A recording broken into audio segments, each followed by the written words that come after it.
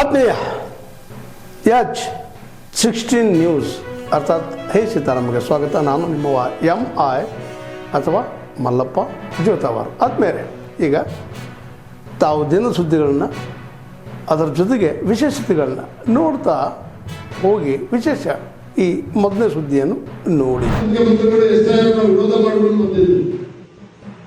ಆದರೆ ಈಗಿರುವ ಮುಖ್ಯಮಂತ್ರಿಗಳು ಅವರೇ ಜಾಹೀರಾತುಗಳನ್ನು ಕೊಟ್ಟು ಅವರ ಕಾರ್ಯಕರ್ತರನ್ನ ಹುರಿದುಂಬಿಸ್ತಕ್ಕಂಥ ಕೆಲಸ ಮಾಡ್ತಾ ಇದ್ದಾರೆ. ತಾವೆಲ್ಲರೂ ಕೂಡ ಗಮನಿಸ್ತಾ ಇದ್ದೇವೆ.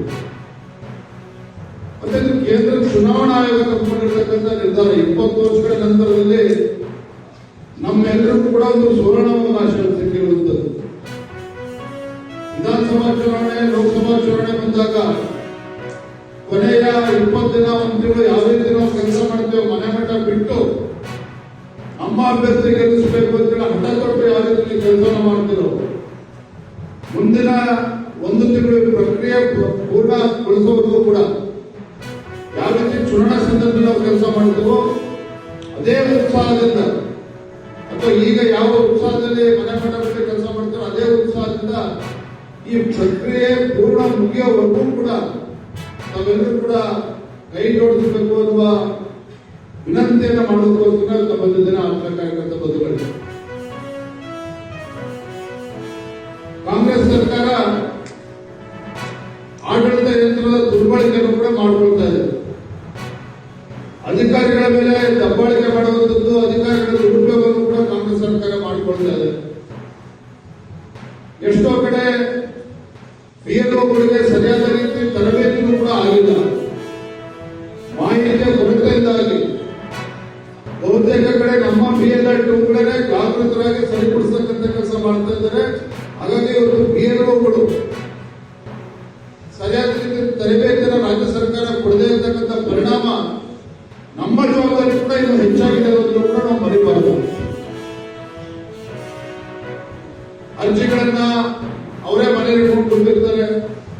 ಮನೆಗೆ ಹೋಗಿ ಕೊಡದೇನೆ ಯಾವ ರೀತಿ ಒಂದೇ ಜಾಗದಲ್ಲಿ ಕುತ್ಕೊಂಡು ಅಲ್ಲೇ ಅಂತಕ್ಕಂಥ ಕೆಲಸ ಮಾಡ್ತಾ ಇದ್ದಾರೆ. ಎಲ್ಲವೂ ಕೂಡ ಪತ್ರಿಕೆಗಳಲ್ಲಿ, ದೃಶ್ಯ ಮಾಧ್ಯಮಗಳಲ್ಲಿ ನಾವು ನೋಡ್ತಾ ಇದ್ದೀವಿ. ಒಂದು ಗೊತ್ತಿರಲಿ, ಈ ಯಾವ ರೀತಿ ನಾವು ಕೆಲಸ ಮಾಡ್ತೀವಿ ಹೀಗೆ ಮುಂದುವರಿಸಿದ್ರೆ ಒಂದೊಂದು ವಿಧಾನಸಭಾ ಕ್ಷೇತ್ರದಲ್ಲಿ, ಪ್ರತಿಯೊಂದು ವಿಧಾನಸಭಾ ಕ್ಷೇತ್ರದಲ್ಲಿ ಅದು ಹೂವಿನಡಗಲೆ ಇರ್ಬೋದು, ಕೂಡ್ಲಿಗೆ ಇರ್ಬೋದು, ಅಗ್ರಿಬೊಮ್ಮನಹಳ್ಳಿ ಇರ್ಬೋದು, ಹೊಸಪೇಟೆ ಇರ್ಬೋದು, ಹರಪನಹಳ್ಳಿ ಇರ್ಬೋದು, ಕನಿಷ್ಠ 15ರಿಂದ 20 ಸಾವಿರ ಕೊಟ್ಟೆ ಮತದಾರರಿದ್ದಾರೆ. ಅವರಾಗಲೇ ಮತದಾರರು ಸತ್ತ 5 ವರ್ಷ ಆಗಿರುತ್ತೆ, 10 ವರ್ಷ ಆಗಿರುತ್ತೆ, 2 ವರ್ಷದಿಂದ ತಂದಿರುತ್ತಾರೆ. ಆದ್ರೆ ಮತದಾರ ಪಟ್ಟಿಯಲ್ಲಿ ಇನ್ನೂ ಕೂಡ ಬದುಕಿದ್ದಾರೆ. ಮತ್ತೆ ಅಕ್ರಮವಾಗಿ ಎರಡೆರಡು ಕಡೆ ಇರ್ತಕ್ಕಂಥವ್ರು ಕೂಡ ಇದ್ದಾರೆ.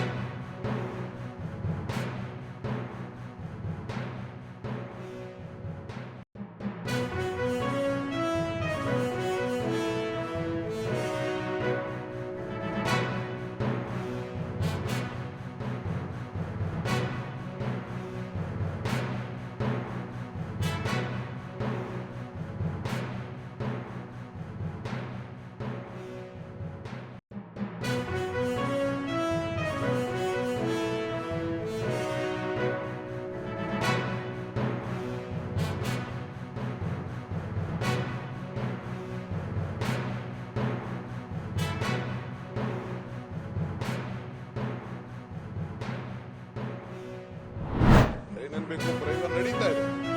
ಕೇಸು, ಕೇಸು, ಜೈಲಿಗೆ ಕಳಿಸುವಂತ ಸಮೀಪ ಬರ್ತಾ ಇದೆ. ನಡೀತೀನಿ ಮೈ ಬ್ರದರ್, ನನಗೆ ಜೈಲು ಕಳಿಸ್ಬೇಕು ಅಂತ ನನ್ನ ಆಶೀರ್ವಾದ ಮಾಡಿ. ಕೃಷ್ಣ ಜನ್ಮಸ್ಥಳದಲ್ಲೂ ನಾನು ನೀನು ಕೂಡ ಬಂದು ನಾನು ಭೇಟಿ ಮಾಡಿದ್ದೆ. against cautions against force accusation. Land deal, non land deal. You will be in jail for his misdeeds. I welcome. You have good advocates. ನಿಮ್ದು ನಿಮ್ಮ ದೊಡ್ಡ ಕಮ್ಮಣ್ಣ ಇನ್ನೊಬ್ಬ ದೊಡ್ಡಣ್ಣ ಎಲ್ಲ ನನಗೆ ಅರ್ಥ ಇದೆ, ನನಗೆಲ್ಲ ಪಾಪ ಗೊತ್ತಿದೆ. ನಿಮ್ಮ ಪ್ರಯತ್ನ, ನಿಮ್ಮ ಹೋರಾಟ, ನಿಮ್ಮ ಶ್ರಮ ಏನು ಬೇರೆ ಬೇರೆ ನಾಯಕರುಗಳು ಯಾರು ಬೆಳಿಬಾರ್ದು ಅಂತ ಹೇಳಿ ನಿಮ್ದು ಏನು ಇದೆಯಲ್ಲ ಎಲ್ಲ ನನಗೆ ಅರಿವಿದೆ. ಆದರೆ ನಿಮ್ಮ ಹಿರಿತನಕ್ಕೆ ನಾನು ನಮಸ್ಕಾರ ಹೇಳ್ಬೇಕಂದ್ರೆ ನನ್ನ ಧರ್ಮ. ಸೊ ಅದನ್ನು ನಾನು ಗೌರವವನ್ನು ಕೊಡೋದನ್ನ ನೀವು ಸ್ವೀಕಾರ ಮಾಡಕ್ಕೆ ಆಗಲಿಲ್ಲ ಅಂದ್ರೆ ನಾನು ಯಾರಿಗೂ ಕೂಡ ಕೆಟ್ಟದನ್ನು ಬಯಸೋದು, ನಿಮಗೂ ಕೂಡ ಕೆಟ್ಟದನ್ನು ಬಯಸುವುದಿಲ್ಲ. ನನಗೆ ಏನು ನೀವು ಜೈಲಿಗೆ ಕಳಿಸ್ಬೇಕು ಅಂತ ನಾವು ಸಂಕಲ್ಪ ಮಾಡಿದ್ದೀರಿ, ಬೇಕಾದ್ರೆ ಮುಂದುವರಿದ್ದೀರಿ. ಆ ಜೈಲಿಗೆ ಹೋಗಿ ಬಂದೇ ಈ ರಾಜ್ಯದ ಮುಖ್ಯಮಂತ್ರಿ ಆಗಿ ನಾ ಇಲ್ಲಿ ಕೂತಿದ್ದೀನಿ. ಜೈಲಲ್ಲಿದ್ದಾಗ ಜನ ಯಾವ ರೀತಿ ಈಚೆ ಬಂದರು, ಯಾವ ರೀತಿ ನನ್ನ ಪರವಾಗಿ ನಿಂತ್ಕೊಂಡು ಏನೇನಾಯ್ತು ಕೂಡ ನಾನು ಕಂಡಿದ್ದೆ ಆ ದೃಶ್ಯಗಳನ್ನು. ಆ ಜೈಲಿಗೆ ಕಳಿಸಿದಂತ ಕೇಸು ಕೇವಲ 2 ವರ್ಷದಲ್ಲೇ ಒಬ್ಬ ಸುಪ್ರೀಂ ಕೋರ್ಟ್ ಅವರ ಪಾದಗಳಿಗೆ ನನ್ನ ಸಾಷ್ಟಾಂಗ ನಮಸ್ಕಾರ ವಜಾ ಮಾಡಿದ್ದಾರೆ, ಡಿಸ್ಮಿಸ್ ಮಾಡಿದ್ದಾರೆ. ಇರಲಿ, ನೋವು ಅನುಭವಿಸೋಣ. ಆ ಕೋಣೆಯಲ್ಲಿ ಏನು ಅನುಭವಿಸಿದೆ, ನನ್ನ ಕುಟುಂಬ ಅನುಭವಿಸು, ನನಗೋಸ್ಕರ ನನ್ನ ತಾಯಿಂದಿರು, ಇಡೀ ರಾಜ್ಯದ ನನ್ನ ತಾಯಿಂದಿರು, ಯುವಕರು, ಹಿರಿಯರು ಕಣ್ಣಲ್ಲಿ ನೀರಾಕಿ ಪ್ರಾರ್ಥನೆ ಮಾಡಿ ನನ್ನನ್ನು ಜೈಲಿಂದ ಕರ್ಕೊಂಡು ಬರ್ತಾರೆ. ಇವತ್ತು ಈ ಸ್ಥಾನದಲ್ಲಿ ಕುಣಿಸಿದವರು ಅದೇ ನನ್ನ ಮತದಾರ, ಅದೇ ಈ ರಾಜ್ಯದ ಜನತೆ. ಚುನಾವಣೆ ಮುಂಚಿತವಾಗಿ 136 ಸೀಟ್ ಅಂತ ಹೇಳಿ ನಾನು ನನ್ನ ಆತ್ಮವಿಶ್ವಾಸದಿಂದ ಹಿಂದಿನ ಶಕ್ತಿಯಿಂದ ಕೊಟ್ಟಂತ ಪ್ರೇರಣೆಯಿಂದ ಇವತ್ತು ಜನರಿಗೆ ನಾನು ಕೇಳ್ಕೊಂಡೆ. ನಿಜ, ರಾಮನಗರಕ್ಕೆ ಹೋದೆ, ಬಿಡದಿಗೆ ಹೋದೆ, ಚನ್ನಪಟ್ಟಣಕ್ಕೆ ಹೋದೆ, ಕನಕಪುರಕ್ಕೆ ಹೋದೆ, ಎಲ್ಲ ಕಡೆ ಹೋದೆ. ನನಗೆ ಪೆನ್ನು ಪೇಪರ್ ಕೊಡಿ ಅಂತ ಹೇಳಿ. ಈ ಪೆನ್ನು ಪೇಪರು ರಾಜ್ಯದ ಜನತೆಗೆ ಸೀಮಿತವಾಗಿರ್ತದೆ, ರಾಜ್ಯದ ಜನತೆಗೆ ಬದುಕಿಗೆ ಸೀಮಿತವಾಗಿರ್ತದೆ. ಯಾರಿಗೂ ಕೂಡ ತೊಂದರೆ ಕೊಡುವಂತ ಪ್ರಶ್ನೆ ಈ ಪೆನ್ನು ಪೇಪರ್ ಇದ್ದ. ನನ್ನ ಜೀವ ಇರೋವರೆಗೂ ಕೂಡ ದೇವರು ಏನು ಕೊಟ್ಟಿದ್ದಾನೋ ನನ್ನ ಕುಟುಂಬಕ್ಕೆ ಏನು ನಿರ್ಧಾರ ಮಾಡುವ ಶಕ್ತಿ ನನ್ನ ಕುಟುಂಬದಲ್ಲಿದೆ. ಈ ದೇಹ ಈ ರಾಜ್ಯದ ಜನತೆಗಾಗಿ ರೂಪಾಗಿರ್ತದೆ. ಒಂದು ಉತ್ತಮವಾದಂಥ ಆಡಳಿತವನ್ನು ಕೊಡಬೇಕು. ಈ ರಾಜ್ಯದಲ್ಲಿ ಒಂದು ಸಾಕ್ಷಿ ಗುಡ್ಡೆಯನ್ನು ಬಿಡಬೇಕು. ಪ್ರತಿ ಹಂತದಲ್ಲಿ ಪ್ರತಿ ದಿನ ಕೂಡ ನನ್ನ ಆಡಳಿತದಲ್ಲಿ ರಾಜ್ಯದಲ್ಲಿ ಸುಭಿಕ್ಷೆ ಇರಬೇಕು. ನನ್ನ ಕರ್ತವ್ಯ ಮತ್ತು ನನ್ನ ಧರ್ಮ. ಅವಾಗ ಕುಮಾರಸ್ವಾಮಿ ಅವರು ಹೇಳಿರ್ತಾರೆ, ರೈತರ ಅಭಿಪ್ರಾಯಕ್ಕೆ ವಿರುದ್ಧವಾಗಿ ಯೋಜನೆಯನ್ನು ಜಾರಿ ಮಾಡುವುದಿಲ್ಲ ಅನ್ನೋ ಮಾತನ್ನ ವಿಧಾನಸಭೆಯಲ್ಲೇ ಕುಮಾರಸ್ವಾಮಿ ಅವರು ಉತ್ತರ ಕೊಟ್ಟಿದ್ದಾರೆ. ಕುಮಾರಸ್ವಾಮಿ ಅವರಿದ್ದಾಗಲಿ, ಬಿಜೆಪಿ ಇದ್ದಾಗಲಿ, ಯಡಿಯೂರಪ್ಪನವರಿದ್ದಾಗಲಿ, ಸದಾನಂದ ಗೌಡರು ಇದ್ದಾಗ, ಜಗದೀಶ್ ಶೆಟ್ಟರ್ ಇದ್ದಾಗ ಯಾವುದೇ ಅಧಿಸೂಚನೆಗಳನ್ನು ನಾವು ಹೊರಡಿಸಿರಲ್ಲ. ಇದು ಬಹಳ ಇಂಪಾರ್ಟೆಂಟ್. ಅಕ್ವಿಜೇಷನ್ ಬಗ್ಗೆ ಯಾವುದೇ ನೋಟಿಸನ್ನ ಹೊರಡಿಸಿಲ್ಲ. ಪಕ್ಕಾ ಇದು. ಇದ್ರ ಬಗ್ಗೆ ಯಾವುದೇ ಸರ್ಕಾರಿ ಆದೇಶನೂ ನಾವು ಹೊರಡಿಸಿರಲ್ಲ.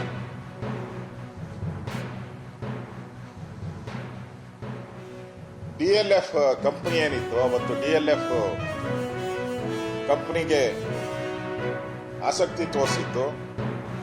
ಅವರು 2007ರಲ್ಲಿ ಆಗಸ್ಟ್ 10 ಸರ್ಕಾರ ಬಿದ್ದೋಗ್ತಿತ್ತು. ಕುಮಾರಸ್ವಾಮಿ ಅವರ ಸರ್ಕಾರ ಬಿದ್ದೋಗ್ತಿತ್ತು 2007ರಲ್ಲಿ. ಆ ಸಂದರ್ಭದಲ್ಲಿ DLF 400 ಕೋಟಿ ಏನು ಡಿಪಾಸಿಟ್ ಮಾಡಿತ್ತು. ಅದಾದ ಮೇಲೆ ನಮ್ಮ ಸರ್ಕಾರ ಇದನ್ನ ಕಂಟಿನ್ಯೂ ಮಾಡಂಗಿದ್ರೆ ನಾವು DLF ದುಡ್ಡನ್ನ ಹಂಗೆ ಇಟ್ಕೊಂಬೋದಾಯ್ತು. ನಾವು ವಾಪಸ್ ಕೊಟ್ಬಿಟ್ರಿ DLFಗೆ. ಯಡಿಯೂರಪ್ಪನವರು DLF ಅವರು ನಮ್ಗಿದು ಆಸಕ್ತಿ ಇಲ್ಲ ಅಂತ ಹೇಳಿದ್ರು. ನಾವು ಅವ್ರಿಗೆ ಹಣ ವಾಪಸ್ ಕೊಟ್ಬಿಟ್ವಿ. ನಾವು ಕಂಟಿನ್ಯೂ ಮಾಡಬೇಕು ಅಂತ ಹೇಳ್ತಿದ್ರೆ ನಾವು ಇದನ್ನ ಹಾಗೆ ಕಂಟಿನ್ಯೂ ಮಾಡ್ತಾ ಇದ್ವಿ. 400 ಕೋಟಿನ ಇಟ್ಕೊಂಡು ಅವ್ರ ಜೊತೆ ಮಾತುಕತೆ ಮಾಡಿ ರಿಯಲ್ ಎಸ್ಟೇಟ್ ದಂಧೆ ಮಾಡೋದಕ್ಕೆ ಏನೇನು ಬೇಕೋ ಅದೆಲ್ಲ ಮಾಡ್ತಾ ಇತ್ತು. ಅದು ಬೇಡ ಅಂತೇಳಿ ಅವತ್ತು ನಾವು ಅದನ್ನು ವಾಪಸ್ ಕೊಟ್ಬಿಟ್ರಿ, ನಮ್ಗೆ ಬೇಡ ಇದು ಅಂತೇಳಿ. ಕೊಟ್ಟಾದ್ಮೇಲೆ BJP ಪಾತ್ರ ಏನಿದ್ರಲ್ಲಿ? ಅವ್ರು ದುಡ್ಡು ಇಟ್ಕೊಂಡು ನಾವು ಅವ್ರ ಜೊತೆ ಅಗ್ರಿಮೆಂಟ್ ಮಾಡ್ಕೊಂಡಿದ್ರೆ ನೀವು ಕೇಳಬೇಕಾಯ್ತು. ಅದಾದ್ಮೇಲೆ ಸನ್ಮಾನ್ಯ ಸದಾನಂದ ಗೌಡರು ಮುಖ್ಯಮಂತ್ರಿ ಆಗ್ತಾರೆ. ಅದಾದ್ಮೇಲೆ ಕೇಂದ್ರ ಸರ್ಕಾರ ಈ ಭೂ ಸ್ವಾಧೀನ ಕಾಯ್ದೆ ಅದೊಂದು 1:2 ಕೊಡಬೇಕು, 1:3 ಕೊಡಬೇಕು, ಗ್ರಾಮಾಂತರಗಳಲ್ಲಿ ನಗರ ಪ್ರದೇಶ 1:2 ಕೊಡಬೇಕು ಅಂತೇಳಿ ಕೇಂದ್ರ ಸರ್ಕಾರ ಆ ಸಂದರ್ಭದಲ್ಲಿ ವಿಶೇಷ ಕಾಯ್ದೆಯನ್ನು ತರ್ತದೆ. ಕೇಂದ್ರ ಸರ್ಕಾರ ಸದಾನಂದ ಗೌಡ್ರು ಏನ್ ಮಾಡ್ತಾರೆ, ಇದು ಹೊಸ ಕಾಯ್ದೆ ಬಂದಿರೋದ್ರಿಂದ ಅದರ ಬಗ್ಗೆ ಚಿಂತನೆ ಮಾಡಬೇಕಾಗಿದೆ, ಅದನ್ನ ಚಿಂತನೆ ಮಾಡ್ತೀರಿ ಅಂತೇಳಿ ಅದನ್ನ ಅಲ್ಲಿಗೆ ಪೆಂಡಿಂಗ್ ಆಗುತ್ತೆ. ಜಗದೀಶ್ ಶೆಟ್ಟರ್ ಅವರು ಇದ್ದಾಗ 26/7/2012 ಒಂದು ಸಭೆ ನಡೆಯಿತು. ಆ ಸಭೆಯಲ್ಲಿ ಯೋಜನೆ ಪರಿಶೀಲಿಸಿ ಸಲಹೆ ನೀಡಲು ಸಮಿತಿ ರಚನೆ ಮಾಡಿದ್ದಾರೆ ಅಷ್ಟೇ, ಯಾವುದೇ ಅಕ್ಯುಸೇಷನ್ ಇಲ್ಲ. ಅಂದ್ರೆ ಎಲ್ಲೂ ಕೂಡ ಟೌನ್ಶಿಪ್ ಆಗಬೇಕು ಅನ್ನೋ ಅದೇನೋ ಕನಸು, ಅದೇನೋ ಕನಸಿನ ಯೋಜನೆ ಅದೆಲ್ಲೂ ಏನು ಇಲ್ಲ. ಅಂದ್ರೆ ಯಡಿಯೂರಪ್ಪನವ್ರು ಇದ್ದಾಗ, ಸದಾನಂದ ಗೌಡ್ರು ಇದ್ದಾಗ, ಜಗದೀಶ್ ಶೆಟ್ಟರ್ ಅವರು ಇದ್ದಾಗ ಏನು ತೀರ್ಮಾನ ಆಗಿದೆ ಬಿಡುಗಡೆ ಮಾಡಲಿ ಅವರು. ತಾವೆಲ್ಲ ಇಲ್ಲಿವರೆಗೆ ಸುದ್ದಿಗಳನ್ನು ನೋಡಿದಿರಿ, ಜೊತೆಗೆ ವಿಶೇಷ ಘಟನೆಗಳನ್ನು ಸಹ ನೋಡಿದಿರಿ. ಅದು ನಿಮಗೇನು ಅನ್ನಿಸ್ತು? ನಿಮಗೆ ಲೈಕ್ ಮಾಡಿರಿ, ಶೇರ್ ಮಾಡಿರಿ, ಕಾಮೆಂಟ್ ಮಾಡಿರಿ, ಜೊತೆಗೆ ಸಬ್ಸ್ಕ್ರೈಬ್ ನಿಲ್ಲಿಸ್ಬೇಡ್ರಿ. H16 ನ್ಯೂಸ್ ಅರ್ಥಾತ್ ಸಿದ್ದರಾಮಯ್ಯ ಸತ್ಯದ ಕೈಗನ್ನಡಿ ವಂದನೆಗಳು.